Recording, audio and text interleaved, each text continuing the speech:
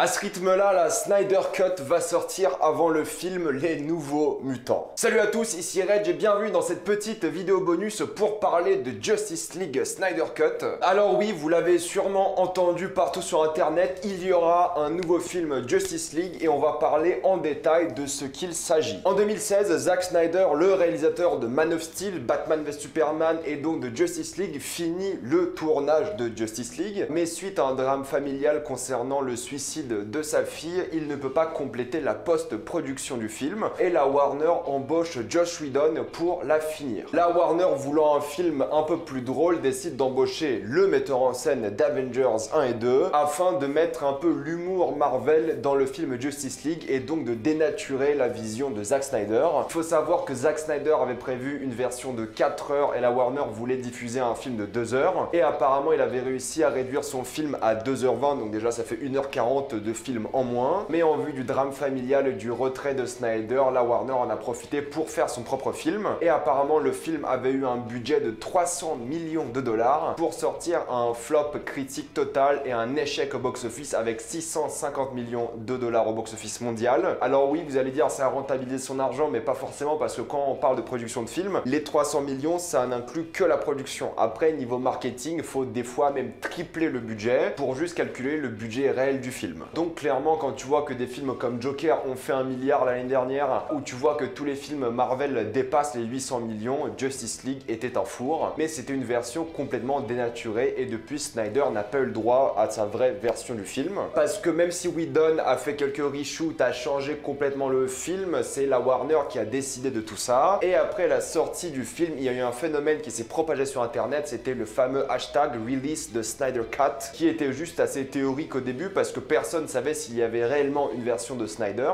mais beaucoup de personnes commençaient à en parler, même des acteurs du film commençaient à en parler comme Gal Gadot, Jason Momoa et Ben Affleck, et c'était donc devenu un phénomène et Snyder a avoué quelques mois ou quelques années plus tard que sa version du film existait bel et bien, et hier a été annoncé lors d'un live stream que la Snyder Cut allait sortir sur HBO Max, HBO Max étant la nouvelle plateforme de streaming d'HBO et de la Warner, l'un des nouveaux compétiteurs à Disney, Netflix, etc.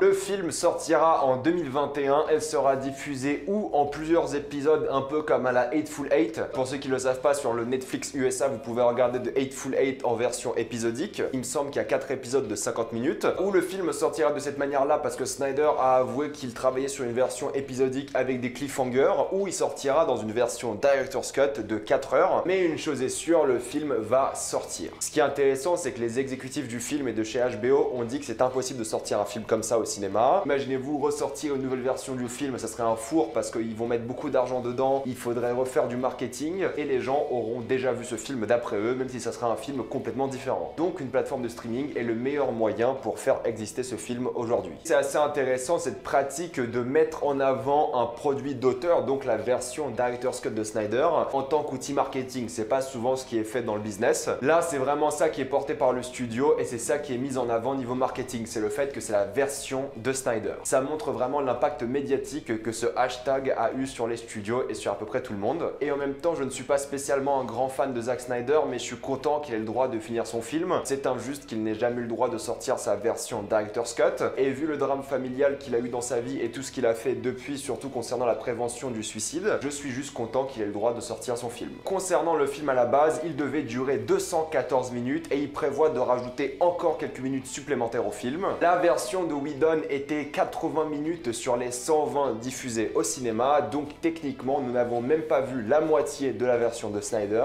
et ça montre encore une fois à quel point ce film est un Frankenstein de plusieurs versions différentes avec l'intervention du studio et la vision de 2 auteurs. Même si je pense que Whedon a plus opéré en tant que yes man plus qu'auteur durant la post-production du film. Pour sortir le film, parce que mine de rien la Snyder Cut existe mais les effets spéciaux ne sont pas terminés, il prévoit entre 20 et 30 millions de dollars supplémentaires et Zack Snyder a contacté les équipes des effets spéciaux, les compositeurs et aussi les monteurs pour savoir s'ils étaient ok pour continuer le film et apparemment c'est le cas. Il va réunir l'équipe originale pour finir le film parce qu'apparemment les équipes d'effets spéciaux possèdent encore les assets pour continuer le travail sur le film. Tout ça pour dire qu'on aura un tout nouveau film qui sera complètement différent de ce qu'on a vu au cinéma. Snyder a bien précisé, ça ne sera pas du tout le même film, ça sera le Justice League qu'on mérite. Après on verra bien la qualité, mais il y aura des nouveaux personnages. Apparemment Martian Manhunter va apparaître, 4. C'était prévu à la base dans Justice League. Il y aura aussi les Green Lantern qu'on voyait un peu dans le film de base, mais bon, c'était tellement rapide, ce flashback était découpé. D'ailleurs, ce flashback de guerre sera apparemment rallongé d'une dizaine de minutes. Darkseid sera évidemment présent. À la base, ils voulaient faire un cliffhanger à la fin de Justice League avec l'arrivée de Darkseid, surtout après la mort de Steppenwolf, mais malheureusement, vu qu'il n'y aura pas de deuxième film maintenant, Darkseid sera présent dès maintenant dans le film. Pour faire la comparaison à ceux qui connaissent pas, Darkseid c'est un peu le Thanos du DC Universe. Apparemment, Ares sera de retour dans le flashback de guerre aussi. Peut-être on aura un Steppenwolf beaucoup plus menaçant et intéressant dans le film. Joe Manganiello a confirmé que la scène post-générique Deathstroke sera la vraie scène qui était prévue à la base et non pas la scène qui était diffusée dans Justice League. Donc attendez-vous à revoir Deathstroke aussi d'une manière beaucoup plus intéressante. Peut-être J.K. Simmons n'aura pas fait tout son sport pour rien parce qu'il sera sûrement plus présent dans le film. Cyborg aura une place beaucoup plus importante dans l'intrigue parce qu'il a été complètement massacré dans la version cinéma. On sait quasiment rien sur lui, on sait pas qui il est, c'était un gros bordel. Et c'était l'un des personnages les plus inintéressants du film et c'est bien qu'il ait de nouveau du développement de personnage et qu'il soit présenté d'une manière plus importante dans la version de Snyder. Superman sera peut-être introduit d'une meilleure manière. On sait bien que ces scènes dans Justice League étaient les meilleures scènes du film, mais vu la fin de Batman v Superman et sa résurrection dans Justice League, peut-être il sera introduit d'une meilleure manière et peut-être sa moustache supprimée par des effets spéciaux ne sera pas présente. On espère parce que c'était des reshoots de Joss Whedon. Et de manière générale, j'ai envie de voir la conclusion au Batman de Ben Affleck parce qu'au final, ce qu'on a eu dans le film, c'était pas du tout intéressant et t'avais l'impression que Ben Affleck en avait rien à faire de jouer Batman. Donc ce personnage-là, ce Batman-là en tout cas, parce que moi j'adore le Batman de Ben Affleck, il mérite une seconde chance et il mérite surtout une vraie conclusion à son histoire. Et j'ai vraiment envie de revoir la relation entre Henry Cavill et Ben Affleck parce qu'au final, Henry Cavill c'est un Superman excellent et il mérite vraiment de continuer à porter ce personnage. Et si on a eu un bon film Avengers, on mérite un bon film Justice League parce que maintenant les Avengers ont éclipsé totalement Justice League. Mais à l'époque, surtout quand moi j'étais gamin, il y avait Justice League, il y avait Avengers et pour beaucoup de personnes, Justice League c'était la vraie Ligue des Justiciers. C'était vraiment la grosse équipe à suivre en dessin animé ou en comics